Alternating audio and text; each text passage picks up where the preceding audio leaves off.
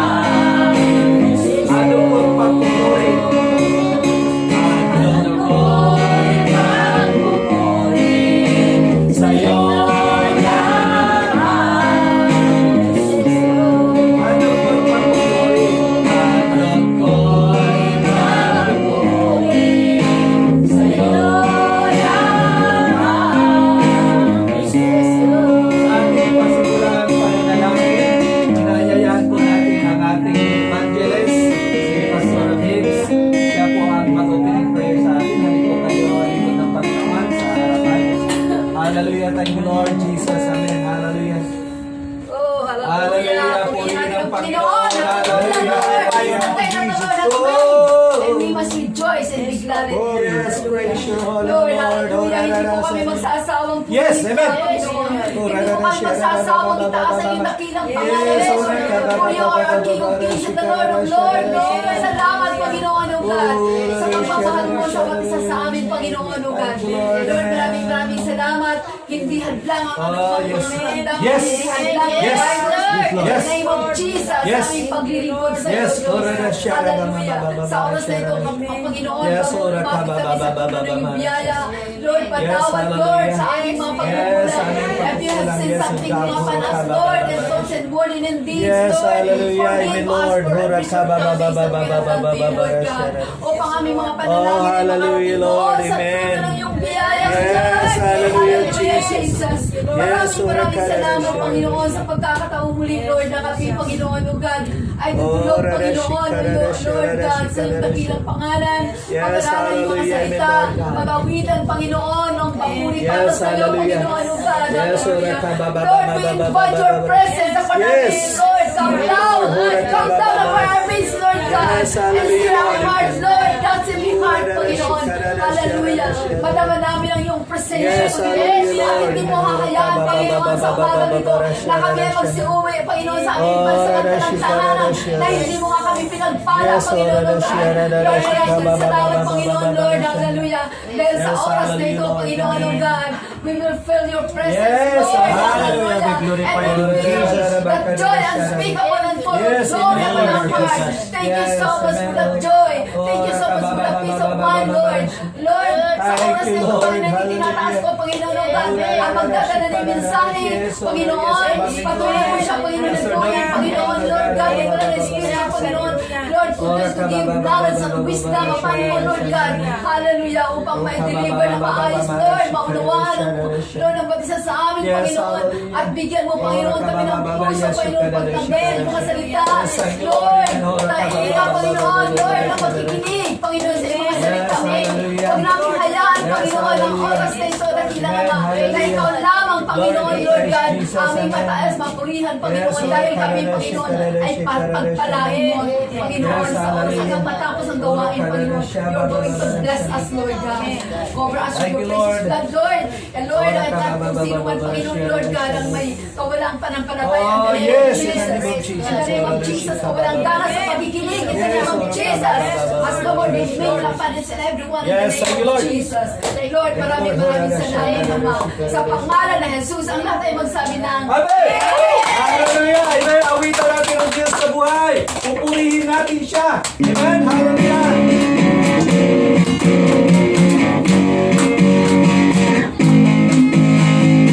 Pupurihin kita, Panginoon, sa'yo mahalihan.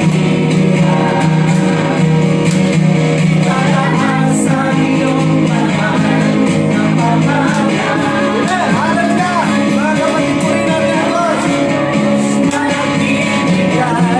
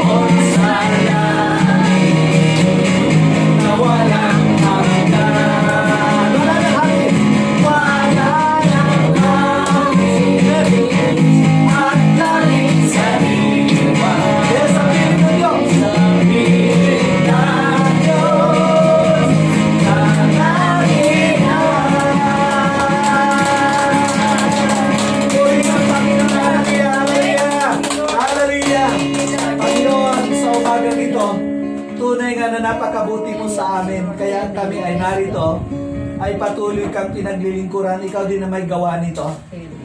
Upang papurihan ka namin, upang luwalatian ka namin.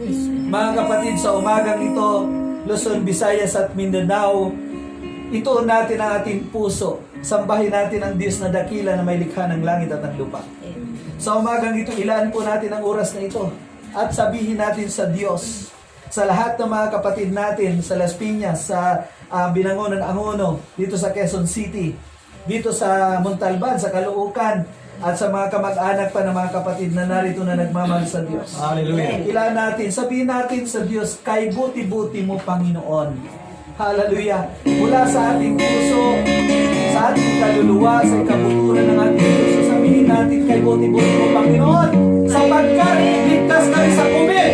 Hallelujah. Hallelujah. Kay buti-buti mo, Panginoon.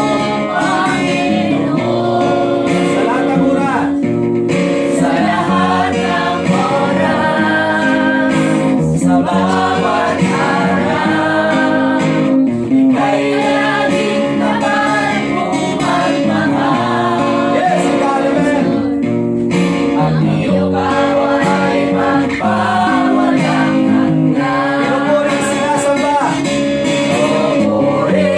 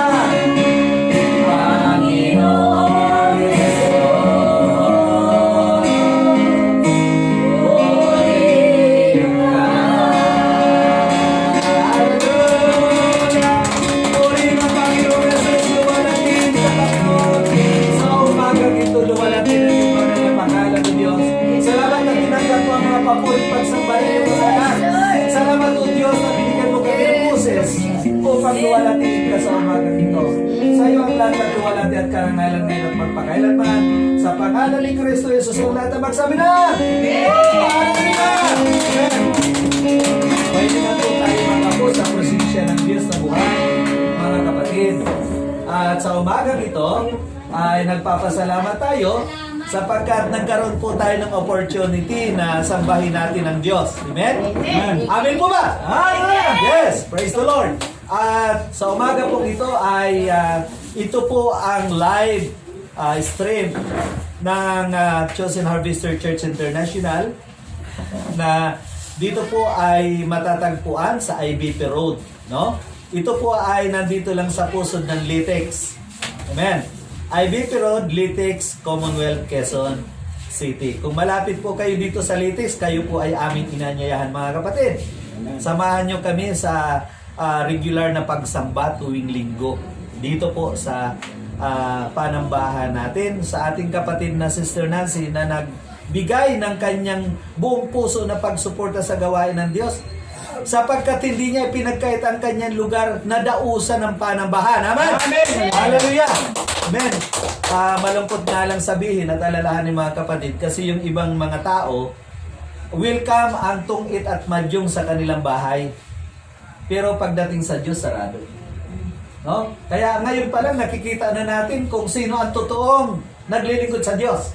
Amen? Kasi kung tinanggap mo ang mga lingkod ng Diyos, ibig sabihin, si Jesucristo ang tinanggap mo. Hindi po ba? Amen. Sino nga ba naman sila? Mga tao lang din yon. Pero dahil mahal mo ang Diyos, mahal mo ang lingkod ng Amen. Hindi po ba? Kasi madaling sabihin natin na mahal natin ang Diyos, pero ang sabi ng Panginoon, sino man ang umibig, magpahalaga doon sa mga maliliit at kapatid sa Panginoon. Diba? Sino ang kanilang pinahalagahan? Ang tinanggap ay ang Diyos. Amen. Amen. So, ngayon po ay makakapakinig tayo ng pasasalamat. No? So, ang kapatid natin si Ate Jelani, welcome po kayo sa gawain ng Chosen Harvester. No? So, mayroon po ba kayong gustong pasalamatan sa Diyos? No? Mayroon po ba kayong pasalamatan? Amen? Tayo po kayo? Amen? Tayo po kayo? Amen? Amen. Hallelujah! Ito po yung ating kapatid, Sister Jelani. Palapakan natin. Amen? Amen. Magandang umaga sa inyo lahat. Amen. Umaga. Pinakilala na ako ni Pastor. Dati na kami magkasama. Amen. Medyo Praise the iwalay Lord. na kami ng landas, pero nasa corner store ako. Huwag na natin i-share kasi live tayo. Live tayo. Sige. Pasalamat tayo. Talagang magpapasalamat talaga ako kay Lord kasi nga, unang-una, humingi na ako. Tingin ka dito. Oo, huminga pa ako, buhay, sa katawan ko. Pangalawa, siyempre, ingatan niyo talaga kami, buong pamilya ko na walang sakit, hindi kami dinapuan ng sakit, lalo na sa COVID. May batiin mo yung anak mo na Oo. Yun, yung anak ko doon sa may Kuwait, matanggal na nawa yung sipon mo dyan, magaling ka na. Amen. Oo, kailangan labanan mo yan. Huwag ka lang makalimot na magdasal palagi kay Lord kasi nagpuprotekta siya sa atin. Hindi tayo pinababayaan kahit malayo ka. Lagi kitang inaalala dito, dinadasal nga ligtas ka dyan. Amen. Amen. Palapakan natin si Ate Jelani. Salamat Ate Jelani. God bless you po. Amen. Amen. So, salamat po sa mensahe ninyo at ligtas tayo sa Panginoong Jesus. Ayun. So, ang ating namang secretary, si Brother Ron, mayroon ba kayong pasasalamat din sa Diyos? Amen? Dito po kayo yan para makita. Ayan. Yan, si Brother Ron. Palapakan natin ang Diyos.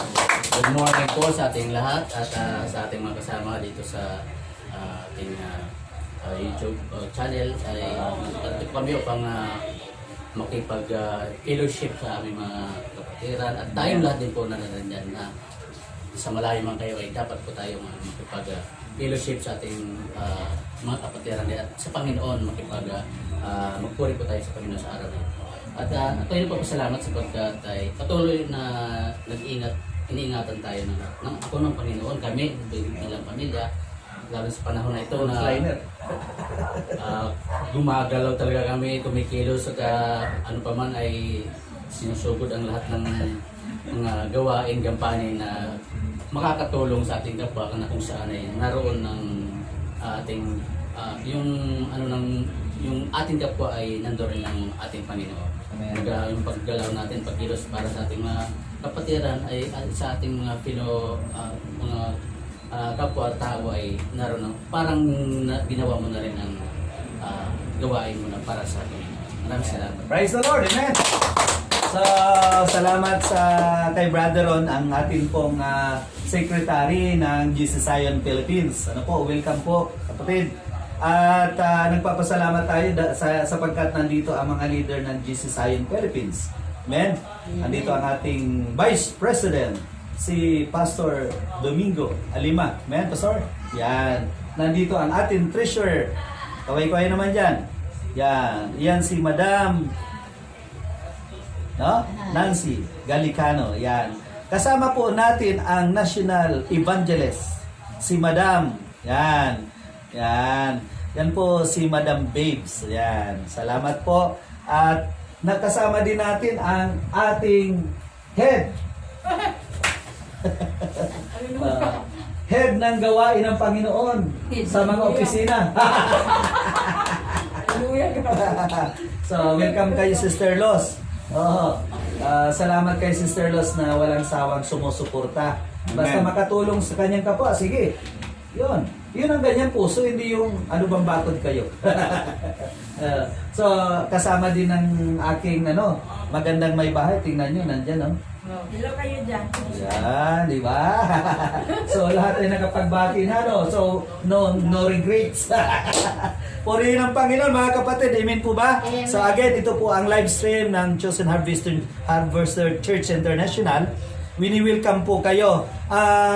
Bago tayo makinig ng salita ng Diyos, ipanalangin ng salita ng Diyos, ay akin po kayong inaanyayahan, i-follow nyo po ang aming web page, ang aming Facebook page at ang aming YouTube channel, Chosen Harvester Church.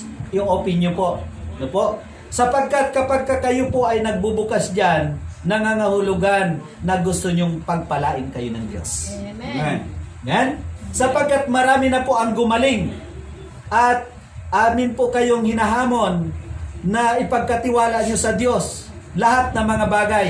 Alam mo kung bakit? Doon sa gabi-gabing pananalangin ni Pastora Gina, yan po ang assigned pastor sa Caloocan at siya po ang in charge ng pananalangin natin, devotional prayer, live, Facebook page. No?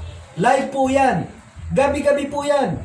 Tuwing alas 8:30 hanggang alas 9 or minsan lumalagpas pa siya sapagkat hindi niya namamalayan, kumikilos ang banal na espiritu, ang haba na pala ng kanyang panalangin. At mga kapatid, ang dami pong gumagaling na may sakit. Hallelujah, purihin ang Panginoon.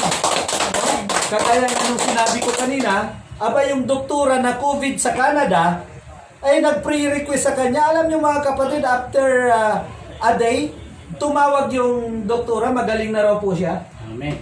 Hallelujah. A day lang. Pananalangin. Mayroong bukol sa matres, mga kapatid. Naka-schedule na operation sa hospital. Kaya lang natakot siya magpunta ng hospital kasi maraming na COVID. At sabi niya, wag na sa hospital raw sapagkat ayaw niya na mahawa siya ron ng COVID. So hindi pumunta ng hospital. Anong ginawa mga kapatid? Nag-chat sa kay Pastora Gina at nagpasama pananalangin. Pagkalipas ng 3 araw mga kapatid, tumawag. Ang sabi po ay, yung kanyang bukol sa matres ay lumiit. Amen. Hallelujah! So magaling ang Diyos, nagpapagaling siya. Amen? Purihin ang Diyos. So yan ang naitutulong ng sama-samang pananalangin. Amen? Wini-welcome din natin mga kapatid yung membro ng GC Zion. Hello! Yan. Marami po sila nanonood, marami silang nakasubaybay sa atin, kaya ang dami kaagad ng mga viewers. No? Marami kaagad. So, sa oras pong ito, ating pakainin ang ating kaluluwa ng salita ng Diyos. Kasi ulitin ko, di ba mga kapatid, kapag tayo ay nagugutom, ano ang hinahanap natin? Di ba? Naghahanap tayo makakain. physical naman po yun. No? So ngayon ang pagpapakain sa spiritual. No? Sa pamagitan ng pakikinig. So ang bibig pala ng pagkain sa spiritual, yung pakikinig. Amen. Pagbabasa. No? Kaya mag-tune in lang po kayo mga kapatid, tutok tulpo. Tutok sa gawain ng Diyos. Amen. So para tayo ay lumago sa ating lumusog sa pananampalataya. Tayo ay patuloy pinagpapala ng Diyos kasi ang ating kamanggagawa, si Pastor Domingo, talagang binigyan ng kaalaman ng salita ng Diyos para tayo ay busugin. Are you amen? Amen. Yan. Tinatawagan po ang lingkod ng Diyos. Siya po ang Vice President ng GC Zion Philippines at siya po ang Spiritual Leader National ng GC Zion Philippines. At salamat sa Panginoon na tayo po ay mapagpapala sa umagang ito sa pamamagitan ng salita ng Diyos. Palakpakan natin ang Diyos. Amen. Para sa kanyang lingkod. Amen. Hallelujah. Amen. Thank you. Dito tayo pa sa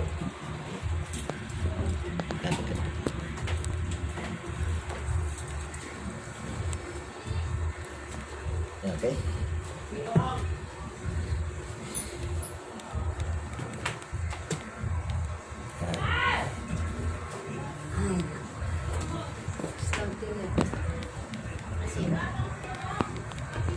Ako yung ano mo.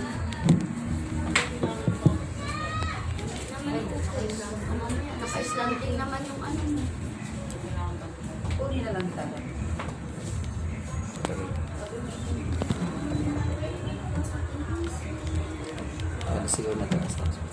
Sige po. Purihin ang Panginoon. Amen. Amen. Hallelujah. Hallelujah.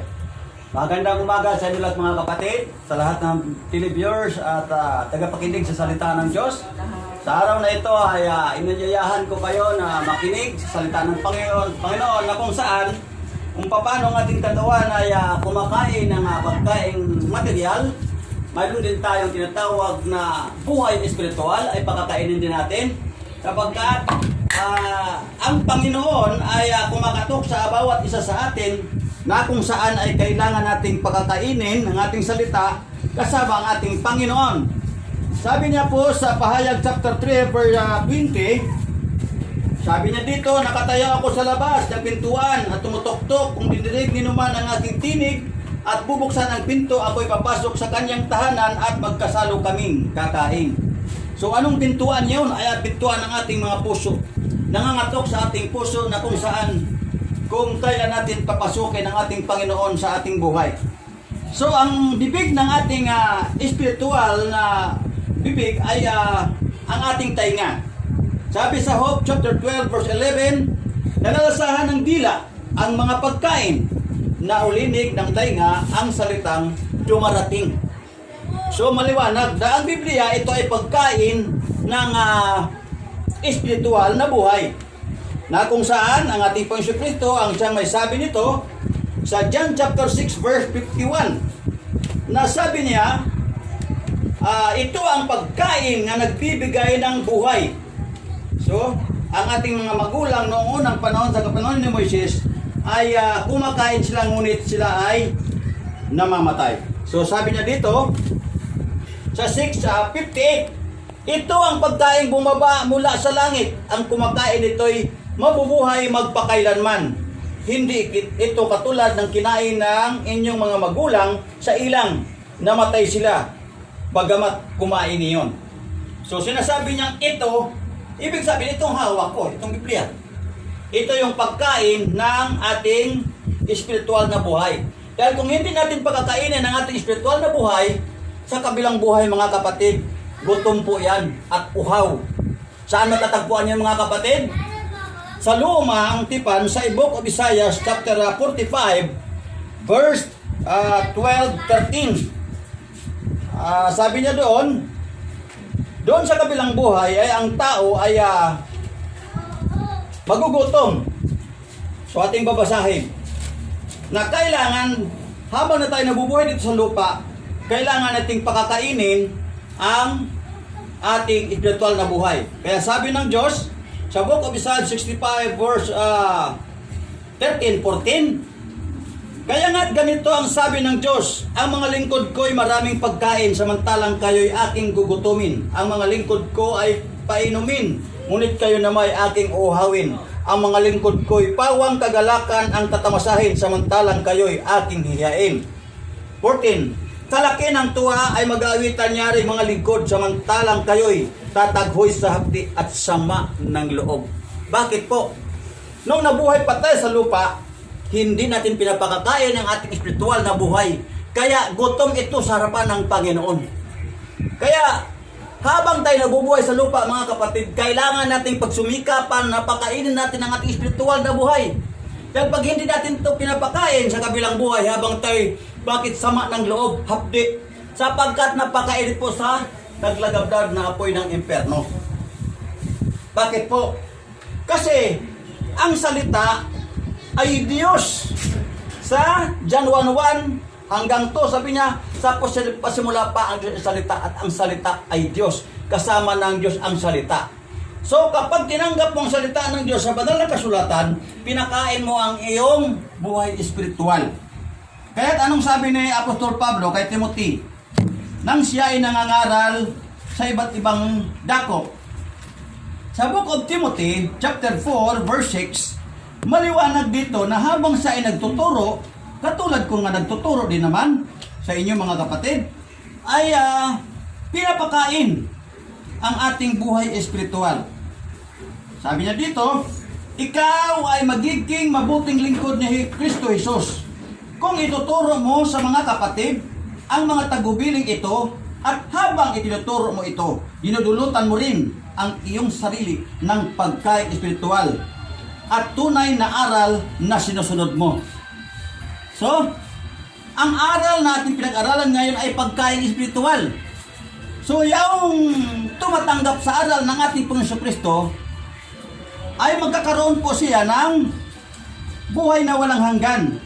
Sapagkat ang aral ng ating Panginoon ay ito isang pagkain na espiritual na kung saan nakatanim sa ating puso.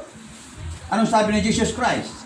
Sa John chapter 8 verse 51, na kung saan ang kanyang salita ay isang pagkain ng ating espiritual na buhay.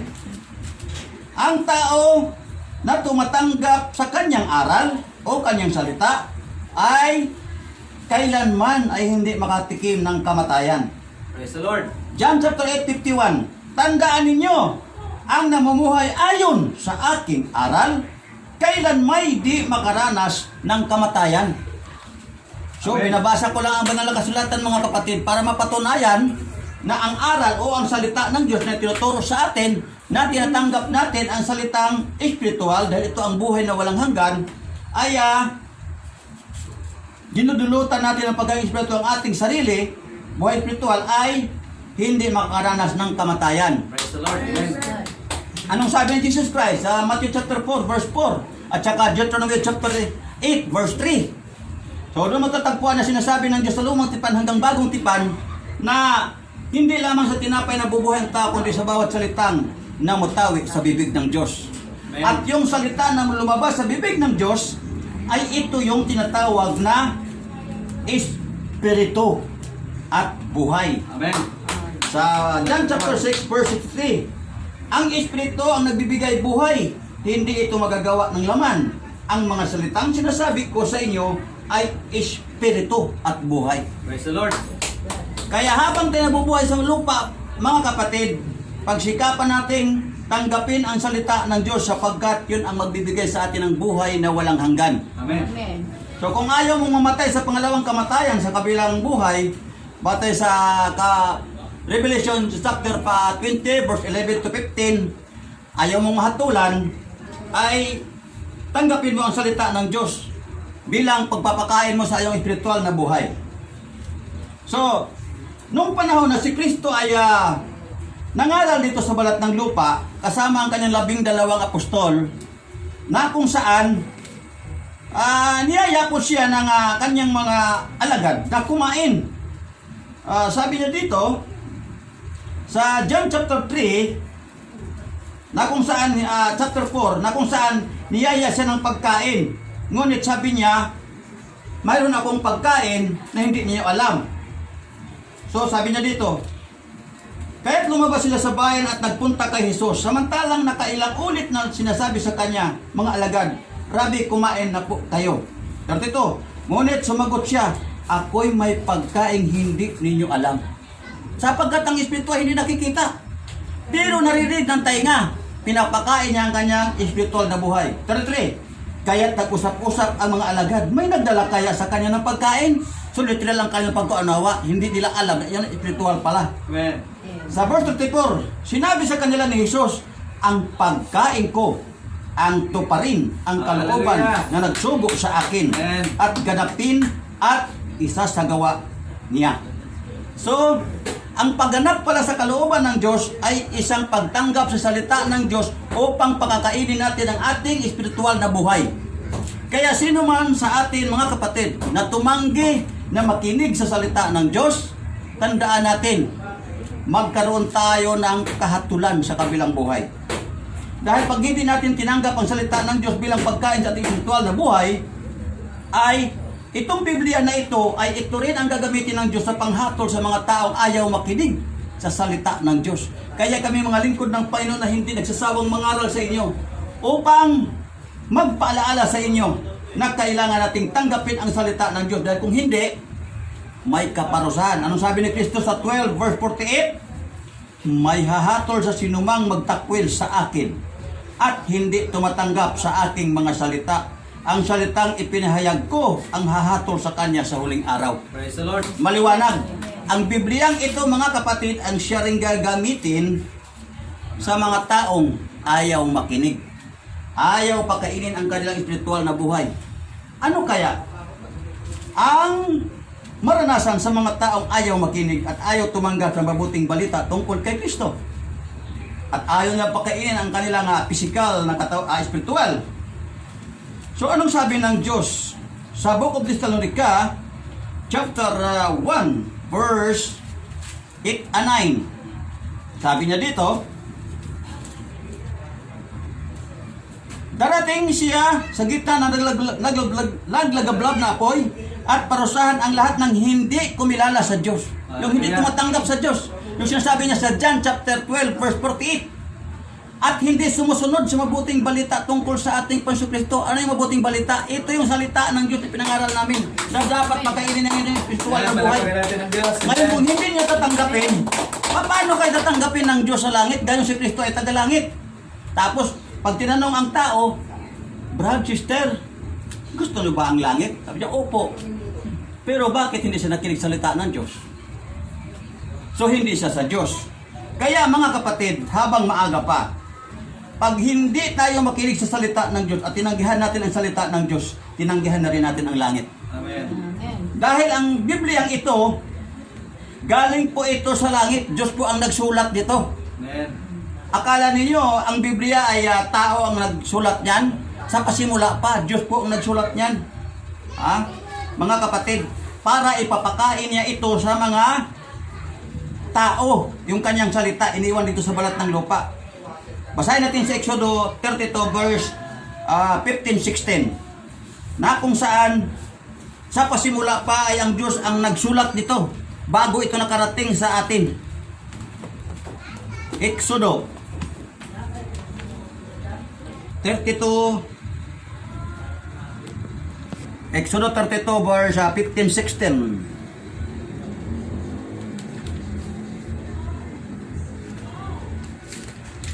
Makinig kayo mga kapatid. Pagkaraan noon, si Moises ay bumaba na ng bundok. Dala niya ang 2 tapyas na batong kinasulatan ng mga utos na ang Diyos mismo ang sumulat. Maliwanag kapatid, ang Diyos mismo ang sumulat. Kaya huwag niyong babaliwan ang salita ng Diyos. Dahil ang pinaka-author nitong Biblia mula Genesis to Revelation, para malaman niyo mga kapatid, hindi po ako ang sumulat o sinumang propeta. Ang Diyos din po. Walang iba ng ating Panginoon Kristo. Si Kristo ang hangganan ng kautusan at sa gayon ang sinumang nanalig sa Kanya ay pawalang sala. Wala kang hatol kapatid kapag nakipay sa Kristo. Tanggapin mo lamang siya at ang Kanyang salita at manalig ka sa Kanya. magkamit ka ng buhay na walang hanggan sapagkat pinakain mo ang iyong buhay espiritual sa pamagitan ng kanyang salita. Mahalaga po ang salita ng Panginoon, mga kapatid. Dahil pag hindi tayo manatili sa salita ng Diyos, paano tayo magkaroon ng buhay? Kaya nga nung sabi ni Kristo tungkol sa kanyang salita, bago siya umakyat sa langit, kung kayo manatili sa aking salita, mananatili din ako sa inyo. So, anong sabi niya sa verse 4 ng Juan? Anong sabi niya dito? 15:4. Nanatili kayo sa akin at manatili ako sa inyo. Hindi makapamunga ang sangang hindi manatili nakakabit sa puno. Gayon din naman hindi kayo makapamunga kung hindi kayo nanatili sa akin. Ano kayang bungang iyon? Ang bungang iyon, mga kapatid, ay hindi po yan bunga ng kahoy, kundi bunga po yun ng Espiritu sa Galatia 5:22. At ang bungang iyon ay magkaroon ng bunga ng kaligtasan. Sapagkat ang salita ay Diyos at ang Diyos ay salita. Kapag tinanggap mong salita, ay suma sa iyo ang Diyos. So, ngayon, ang salita na yun, mga kapatid, saan ito naibigay? Doon sa kanyang mga anak na tumatanggap sa kanyang salita na walang kamatayan. Anong sabi niya? Doon sa kumakain ng kanyang salita o tumanggap at nakinig. Sabi niya sa unang Pedro 1:23, sapagkat muli kayong isinilang hindi sa pamagitan ng tao, kundi sa bisa ng buhay at walang kamatayang salita ng Diyos. Amen. So, ibig sabihin ng salita ng Diyos ay buhay. Kung patay ito, dapat doon pa mula sa Genesis hanggang ngayon, dapat hindi natin naabot ito. Naabot natin hanggang ngayon sa ating kapanahunan, Kanyang Testament. So, ibig sabihin natiling buhay.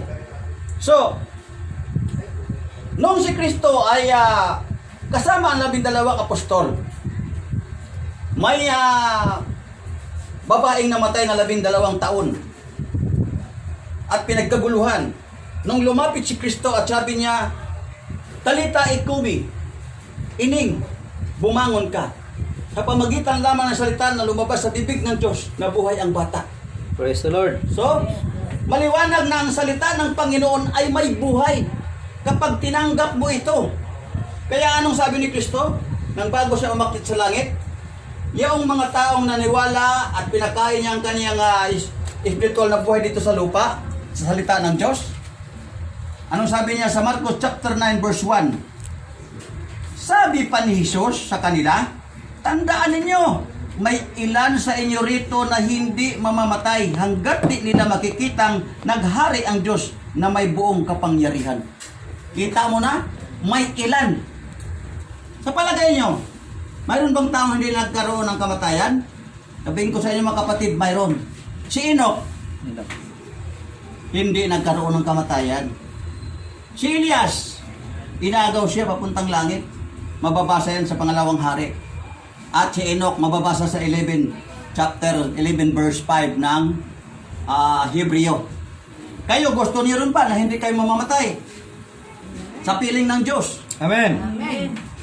Huwag tayong patumpik-tumpik, mga kapatid. Kailangan nating tanggapin ang Panginoon. Yung kanyang salita ay napakahalaga. Dahil ang salitang ito, mga kapatid, ay ito yung kautusan na iniwan dito sa lupa.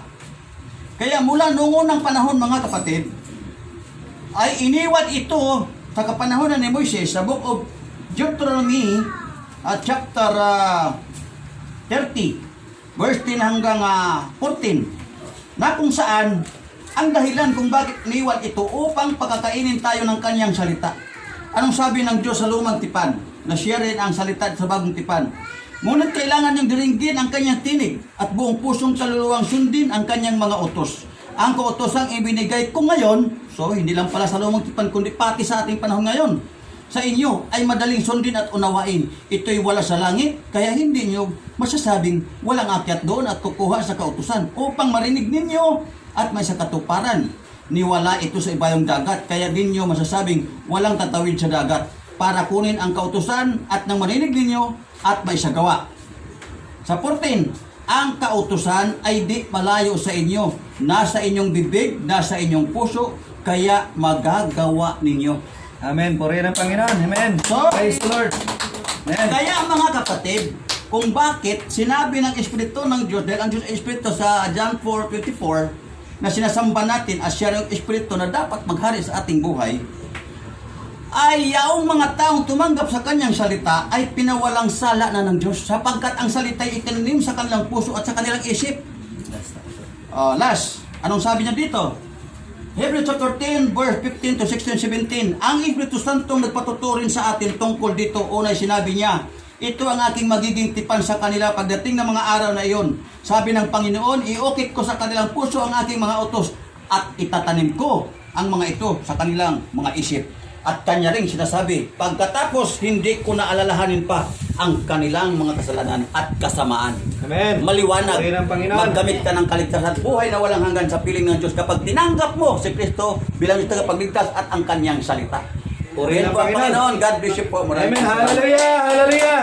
Amen. Tumayo tayo mga kapatid at atin na hilingin sa Panginoon. Hayaan natin ang Diyos ang kumilos sa ating buhay. Tanggapin natin ang kanyang salita at saka ang ating Panginoon. At ipanalangin natin ang lahat ng mga concern natin. Hayaan natin na umawit muna tayo sa Diyos, luwalhatiin natin siya. Amen. Hallelujah. Purihin ka, Panginoon. Awitan po natin, katapatan mo, O Diyos, tunay at dakila. Ang pag-ibig mo ay walang kapantay. Hallelujah. Hallelujah. Hallelujah. Purihin ka, Panginoon.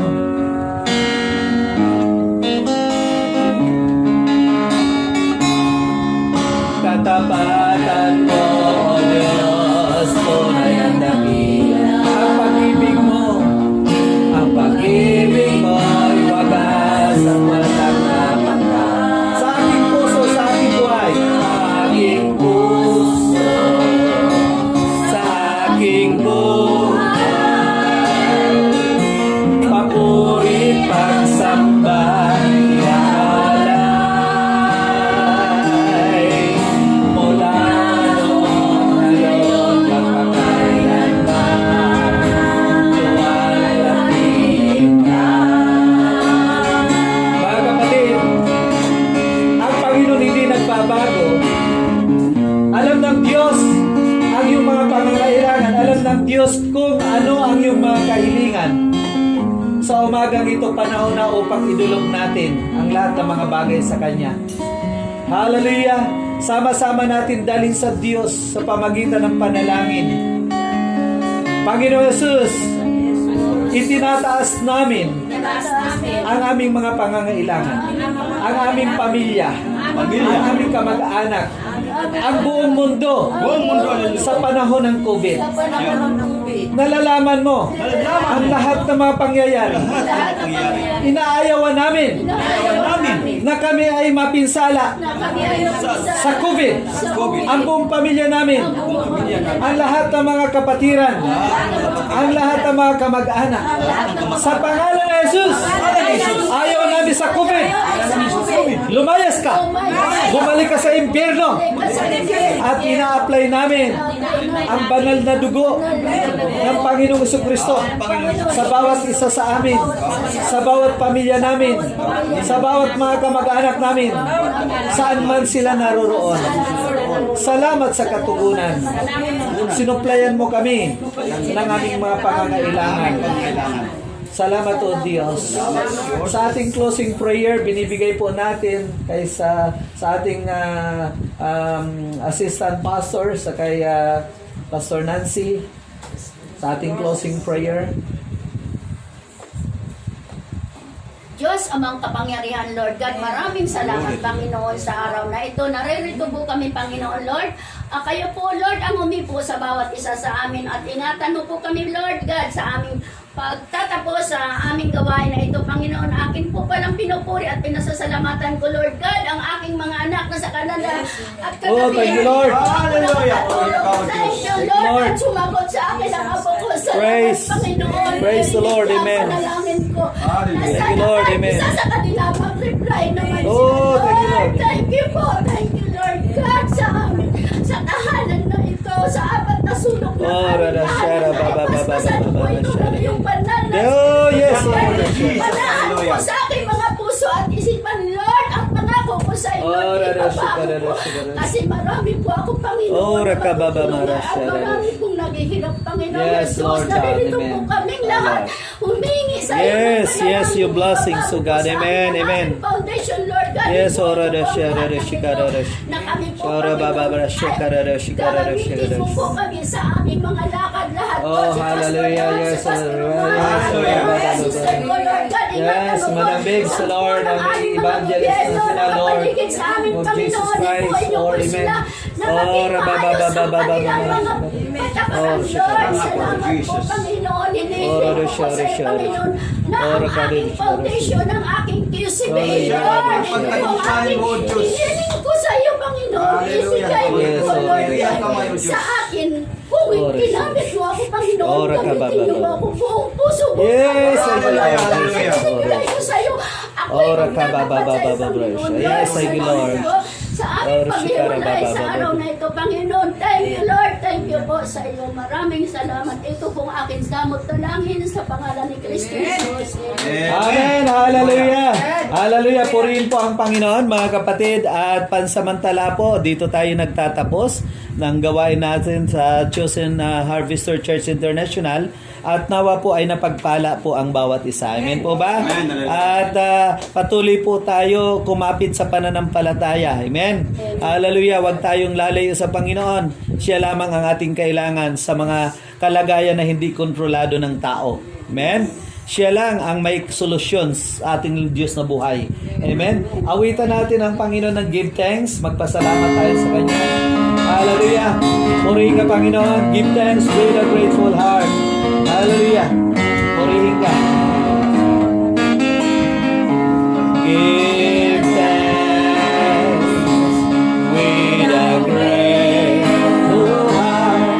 Give thanks to the Holy One. Give thanks because He's given Jesus Christ. Give thanks. Give thanks with a grateful heart. Give thanks to the Holy One. Give thanks because He's given Jesus Christ. Jesus. And now let the weak say, I am strong. Let the poor say, I am rich because of what the Lord has done for us. Sa iyo ang lahat ng papuri, luwala at karangalan, Panginoon. Sa iyo ang lahat naming pasasalamat sa katugunan ng panalangin. Purihin ang Panginoon. Hallelujah. Bye-bye. Amen. Praise the Lord. Amen. Praise the Lord. Amen. Glory to Christ Jesus.